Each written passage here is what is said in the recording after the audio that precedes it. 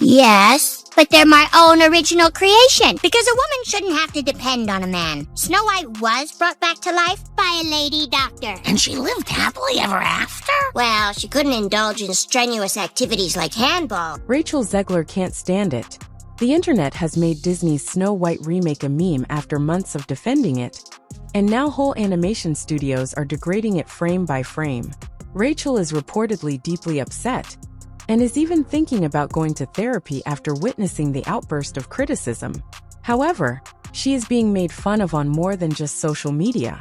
The movie is being made into a joke by animated TV series, meme channels, and entire production companies. By recasting Snow White with a contemporary message and a cast that leaned toward progressive storytelling, Disney took a risk. However, they were burnt rather than given recognition. The animation studios quickly called out the remake after it reportedly lost hundreds of millions at the box office. Let's dissect each of them individually, beginning with Family Guy. This program has never been subpar. And what about the Disney remakes? Before the Snow White drama ever got off, they released the first animated short. A frozen Walt Disney is brought back to life in a hospital in one now viral footage. "Welcome back, Mr. Disney," the doctor says, bending over. "Are they still making Disney remakes?" Walt then queries. The physician gives a nod. "Reinstall me." "Welcome back, Mr. Disney." Did they stop the remakes? No. Put me back in. Just one line. Complete destruction.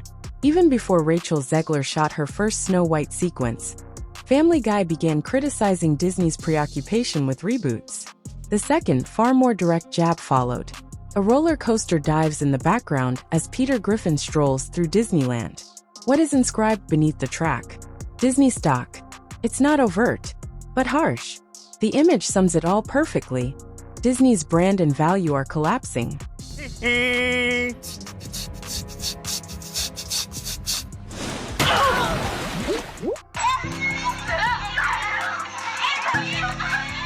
The third roast, though? It was the most severe. Peter is observing television. He remarks, "Wow, that girl is hot," upon seeing a lovely girl. In response, his pal says, "That's a boy." Then it occurs once again, and once more, right up until Peter yells, "What is everything?" Oh, that girl's hot. That's a guy. That other guy's handsome. That's a girl. That cat is cute. That's a dog. What is everything? It wasn't merely a joke. Hollywood's fixation with identity confusion and representation first casting was completely dismantled. Rachel wasn't named by Family Guy, but the message was clear. Viewers are tired. In actuality, Family Guy was only the start. What did South Park do next? Was more than a roast. It was a full-fledged animated bomb, and everyone was hit, including Snow White, Kathleen Kennedy, and the whole boardroom at Disney. Should Family Guy swing first, South Park would have dropped the bomb. Snow White was one of the main targets of South Park's most vicious critique of Disney's contemporary era in their now famous program, Joining the Panderverse. A portrayal of Kathleen Kennedy, the head of Lucasfilm, and a key figure in shaping Disney's present course, appears in the episode. She uses the Pander Stone, a mystical item in her accession, to introduce varied, revised characters into each series. The parody, brutal. The same technique is used for every relaunch of a great film or television show. Put a chick in it, and make her gay. That 8-word sentence utterly destroyed the plan for Disney's live-action reboots. Is there a problem, people? We were just discussing ideas of what to do with the new Prince Eric movie. Put a chick in it, make her gay! Yes, South Park pursued Star Wars. However, Snow White stood directly in their path, particularly given that the criticism directed at Rachel Zegler had already turned into a clear indication of how poorly Disney's remakes were being received. In response to the episode, even conservative pundits like Ben Shapiro said it was one of the most honest things South Park has ever done about Hollywood. Tell me exactly what it is you're afraid of. I keep having the same dream. Everywhere I look, people are being replaced. Okay, and who do you think is going to have you replaced? Them. The puppet masters. The last time I had the dream, I was walking down the school hallway. And I see Butters. And he's like, "Hey, Eric, you want to see what my mom packed me for lunch?" And that's when I start to notice that something's wrong. Everyone I cared about has been systematically replaced. The Daily Wire followed. Daily Wire Studios declared they were creating their own version of Snow White, one that would be propaganda-free, not rewritten, and true to the original fairy tale. Following Disney's difficulties with the film's distribution, no switching of genders, no political remarks. Snow White in the classic sense. That really is the main point. We're just trying to represent the values that Snow White is based in, the timeless values that we all loved growing up that are sadly being forgotten in this new adaptation. Weird. The announcement gained widespread attention. Then, however, things became more complex. The woman who was first cast as the lead, Brett Cooper, discreetly left the production. Nothing to say, no follow-up. The film is now in limbo. Nevertheless, the teaser alone received millions of views, and the audience's reaction was unmistakably clear. They are once again in dire need of non-political entertainment. The message was received regardless of the project's success. A YouTuber, not a network, delivered one of the most outrageous cartoon roasts to date during that time. A 60-second parody of Disney's Snow White, by the well-known animation team Beanie Brothers, swiftly surpassed 9 million views. The worst part is that it was done precisely the way Rachel Zegler said she desired. No romance, no prince, just a cynical girl boss on a mission, grit, contemporary and all that. Snow White trash talks the dwarves, makes fun of the original story, and demands that her fate be changed in the opening scene of the video. It's nasty, funny, and quick. Magic mirror on the wall. Who's the fairest one of all? Let's see.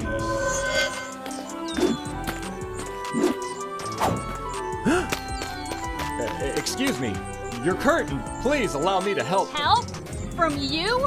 Spare me your white savior complex. I didn't mean to offend. I just thought you should know that That I should know what? That some privileged white guy thinks his opinion matters?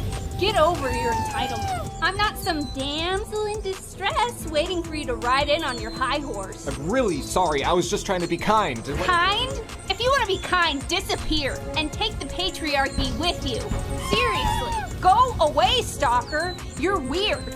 Weird. My queen, you're the fairest, but no longer the most evil. Wait, what? Ironically, Rachel claimed to want the movie, but Beanie Brothers offered it to her while still making it look ludicrous. Fans began making comments like, "This isn't a parody." At that point, that is precisely what Disney is producing, and that's the reason it's so barbaric. Family Guy, South Park, Daily Wire, and now YouTube animators have all parodied Snow White thus far. However, there is still one animation studio that has not yet fired anyone, and that could be the last straw. What if The Simpsons intervenes? It's finished. Disney has already appropriated cartoon-less from a variety of sources, including political commentators, South Park, Family Guy, and viral YouTubers. However, a significant stakeholder has remained silent: The Simpsons. And that's precisely what makes it risky, because Disney owns The Simpsons, in contrast to other television programs. Therefore, they are technically making fun of their own boss when they roast something. The problem is that they have already begun to warm up. The Simpsons has subtly poked fun at corporate reboots, Marvel weariness, and even Star Wars in recent seasons. They have been experimenting with how far they can push it without severing the mouse's leash, as you can see if you look closely. Now that Snow White has become a meme, some are wondering if The Simpsons will finally confront Disney's woke era head-on. It won't be noisy if they do. It will be intelligent. A subtle, vicious aside that is inserted into a flashback scene or couch humor. However, it will be final when it lands. What if Disney's own satirical machine turns against them? The industry uses that as an indication that the audience is finished. Furthermore, the demand is only increasing. Disney is apparently anxiously preparing for its upcoming remake, Tangled, behind the scenes. According to early estimates, it might cost as much as $500 million, which would make it the most costly Disney remake ever. If Snow White hadn't recently cost them more than $200 million, that would be a daring move. Imagine submitting that budget while rumors about Rachel Zegler, the star of the most recent catastrophe, are still circulating for Rapunzel. like Disney might be finally learning their lesson. They are stopping indefinitely the development of a live-action Tangled movie. Now, Disney is not coming forward and saying exactly why this Tangled live-action remake has been halted, but The Hollywood Reporter writes this. The pause occurs in the wake of the rather underwhelming release of Disney's latest live-action adaptation, Snow White. They flopped so hard in Snow White, trying to be brazen and rewrite history and representative of its modern audience, and we all saw how that went. So maybe, if Tangled ever gets picked back up off the cutting room floor, you stick to what Tangled... Disney executives are aware that this is a PR catastrophe in the making. Before the trailer is even released, the internet will begin to criticize the show after one poor interview and one incorrect casting announcement. However, this extends beyond certain films. Several stories claim that Disney has lost about $900 million as a result of their recent woke flops. Analysts are also not pointing the finger upon the economy. The creative direction is being blamed. Megyn Kelly even did a whole feature on it, claiming that politics isn't Disney's main issue. It's conceit. Believing that no matter what, the crowd would arrive. Believing they can use statements in place of stories and still make a ton of money at the box office. Disney, the June Daily Mail reporting on this, is looking at an almost $900 million loss right now, following a series of woke flops at the box office. Apparently, there's an analysis out there showing that films like Lightyear, in which they decided to make Buzz Lightyear gay, The Little Mermaid, which is now woke. I'm trying to get the latest one. Elemental, that's one of the ones that includes a non-binary character, which had one of the worst openings ever. Worst opening weekend in company history. We could go down the list. It's not just her either. Charlie Kirk criticized Disney for playing with the trust of families, claiming that many who grew up with the studio no longer recognize it. Try not to make a habit, Megan, of rejoicing in the suffering of people or companies. I have suspended that rule. I am loving this bloodbath. I love the misery. I love the suffering, because Disney used to be a wholesome, family-friendly company that made billions of dollars off of families like my own that I grew up in, where my parents trusted Disney. They violated that trust, and they deserve to suffer. Brand and history is still in the background. Now the only question is, will Disney reverse its direction or go back to its original course? It's funny when Family Guy makes fun of you. It hurts when South Park hits you.